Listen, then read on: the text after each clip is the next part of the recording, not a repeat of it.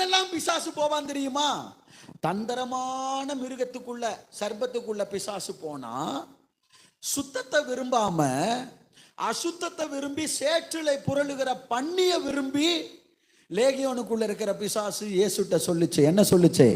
இந்த பன்றி கூட்டத்துக்குள்ளே என்னை அனுப்பிவிடும். அப்ப பிசாசு எங்கெல்லாம் வருவான்? தந்திரமா, நேர்மையா நடக்கிறவங்க இல்ல, தந்திரமா நடக்கிறவங்களுக்குள்ள பிசாசு வருவான்.